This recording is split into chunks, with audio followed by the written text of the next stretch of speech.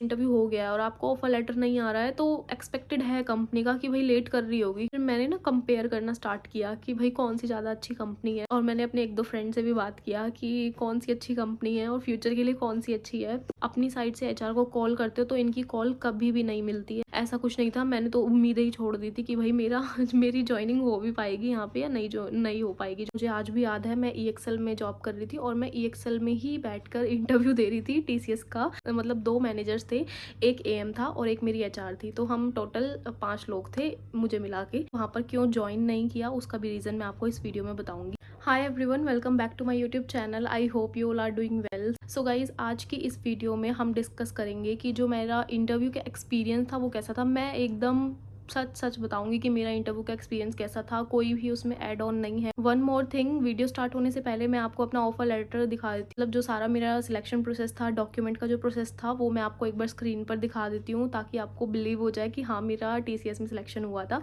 सो ये है मेरा ऑफर लेटर और टीसीएस से मुझे ऑफर लेटर मिला था और मुझे वहाँ पर पोजीशन मिली थी पीए की पोजीशन, प्रोसेस एसोसिएट की पोजीशन।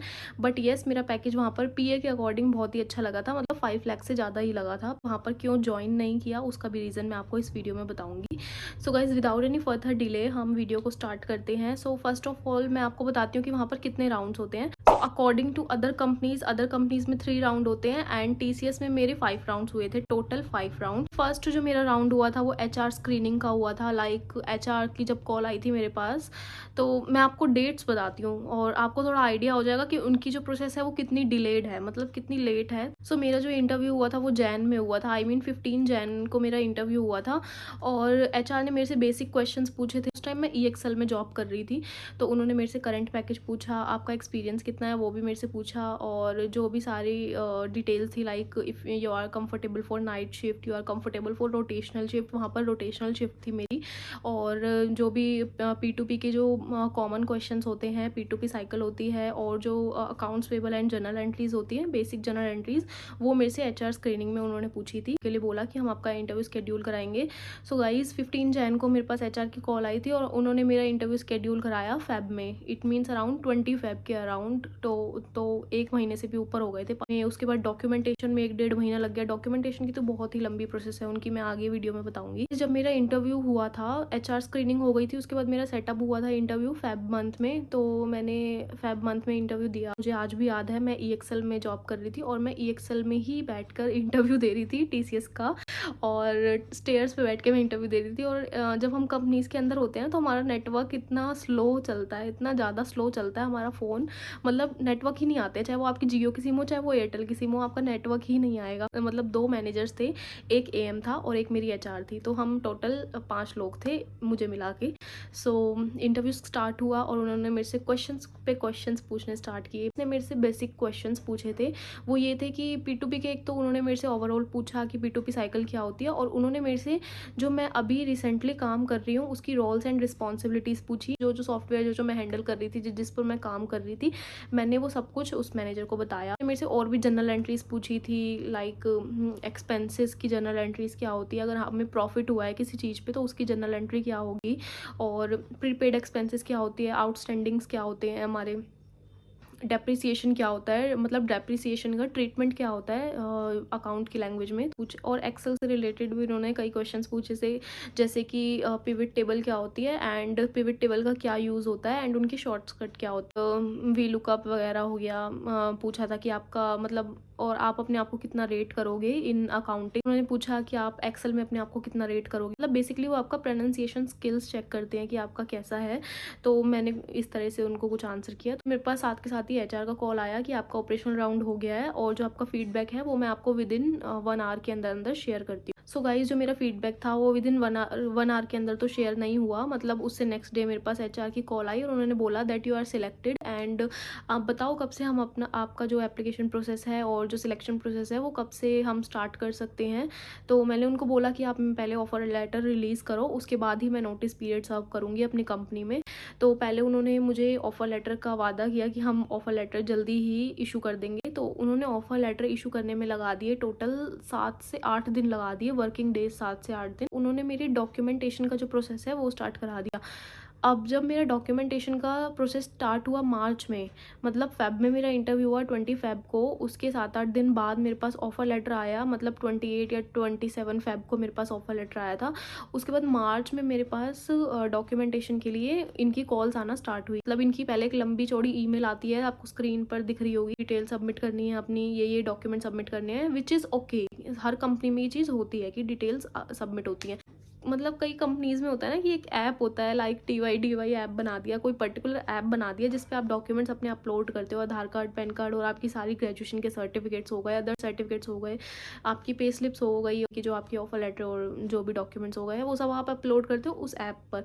लेकिन इनका जो है वो जो आपके सारे डॉक्यूमेंट्स हैं वो आपको कंपाइल करके एक ही उसमें भेजना होता है, मतलब मेल में भेजना है। आप पता नहीं मेरा कुछ ऐसा इशू अटक गया था बीच में कि डॉक्यूमेंट्स मैंने भेज दिए थे, फिर इन्होंने बोला कि नहीं, ग्रेजुएशन के सर्टिफिकेट्स हमें अलग चाहिए और 10th की मार्कशीट्स हमें अलग चाहिए, 12th की मार्कशीट हमें अलग चाहिए। तो उसमें भी इन्होंने कम से कम 15 से 20 दिन लगा दिए थे मेरी डॉक्यूमेंट सबमिशन में। चीज़ मेरी अटक गई थी, as some of you know कि मैं EXL मेरी फ़र्स्ट कंपनी थी, MNC कंपनी मेरी फ़र्स्ट थी EXL, जिसमें मैं ज्वाइन हुई थी। तो वहाँ पर मेरी मतलब UAN नंबर होता है जो हमारा, जिसमें PF कटता है, तो वो मेरा एक्टिव हुआ था, वो वहीं पर ही हुआ था। तो मैंने उसकी KYC नहीं करी थी, तो KYC करने में भी मुझे उन्होंने बोला कि आपको KYC करवानी पड़ेगी और उसके डॉक्यूमेंट्स हमें चाहिए कि PF का जो प्रूफ होता है, मतलब सर्विस रिक्वेस्ट फॉर्म होता है एक, और पता नहीं क्या क्या चीज़ें होती है, बैंक स्टेटमेंट होती है, वो सब कुछ उन्होंने मेरे से मांगा। मेरा 5 डेज़ RTO था, तो उन्होंने मेरे को बोला कि आपको ये विदिन 2 डेज़ के अंदर अंदर डॉक्यूमेंट्स जमा करने पड़ेंगे। और मेरे पास उस टाइम लैपटॉप भी नहीं था अपना पर्सनल, जो मैं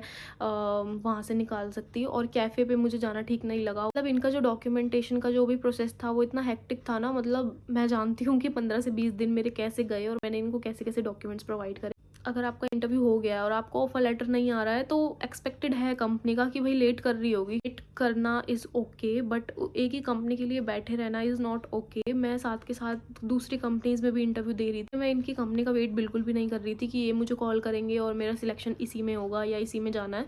ऐसा कुछ नहीं था, मैंने तो उम्मीदें ही छोड़ दी थी कि भाई मेरी ज्वाइनिंग हो भी पाएगी यहाँ पे या नहीं हो पाएगी। अपनी साइड से HR को कॉल करते हो तो इनकी कॉल कभी भी नहीं मिलती है, और जब ये कॉल करते हैं हमें तो हमारी कॉल 1 मिनट में मिल जाती है। और मैं इनके चक्कर में बिल्कुल भी नहीं बैठी थी कि भाई ये जब 3 महीने लगा सकते हैं मेरे इंटरव्यू को, तो ये 4 से 6 महीने मेरे को लंबा खींच देंगे। और मुझे EXL में इतना नहीं रुकना था, मुझे मतलब स्विच करना था जितना जल्दी हो सके। बीच मतलब जैन से लेकर मार्च तक जब मेरा TCS में इंटरव्यू की प्रोसेस चल रही थी, उसके बीच में मैंने जनपैक्ट में इंटरव्यू दिया था, अकाउंट्स पेबल से रिलेटेड ही। तो मेरा वहाँ पर सिलेक्शन हो गया था, और वहाँ पर तो सिलेक्शन मेरा विदिन 10 डेज़ के अंदर ही हो गया था।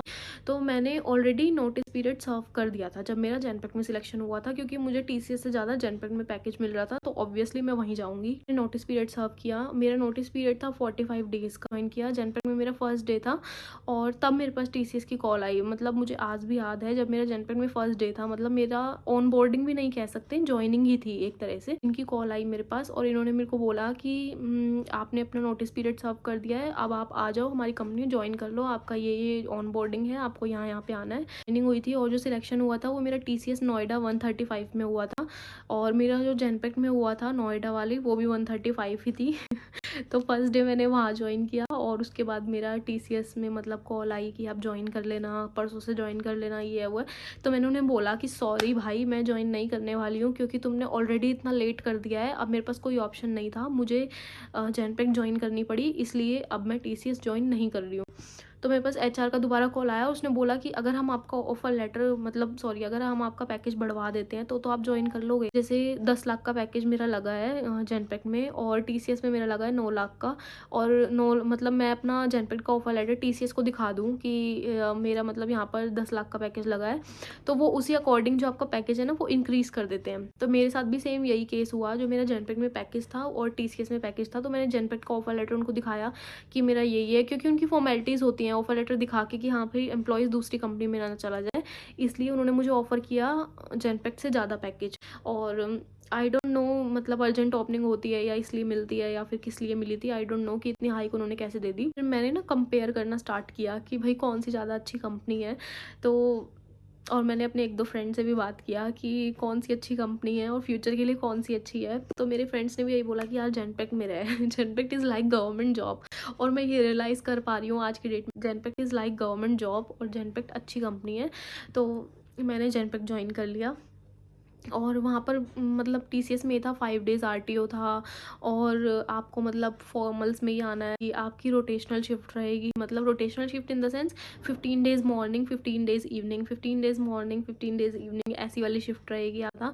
और जनपेक्ट में मुझे बस ऑफिस एक ही दिन जाना होता है वीक में, और मतलब जनपेक्ट में इतना ये था कि हाँ भाई वर्क फ्रॉम होम है और एक ही दिन ऑफिस जाना है, कोई बात नहीं, इतना खर्चा भी नहीं आएगा, तो इसलिए मैंने जनपेक्ट ज्वाइन करा। और वहाँ पर सब कुछ ठीक था, मतलब इतना बर्डन भी नहीं था। टीसीएस में ऐसा काफ़ी स्ट्रिक्ट रूल थे, और टीसीएस में एक ये भी रूल है कि अगर आप टीसीएस छोड़ देते हो 3 या 4 साल या 1-2 साल जॉब करके, तो आप उसको दोबारा ज्वाइन नहीं कर सकते। आई डोंट नो कि ये रियल है या फॉल्स है, बट ऐसा कोई रूल है उनका, तो मैंने ये भी सुना था। तो मैंने सोचा कि यार एंड में ही चलेंगे टीसीएस, मतलब थोड़ा और एज हो जाए, थोड़ा वेल सेटल्ड हो जाए, उसके बाद टीसीएस देखेंगे, बट अभी के लिए जनपेक्ट ठीक है। तो I have join Genpact, so this is the main reason that I have not join TCS.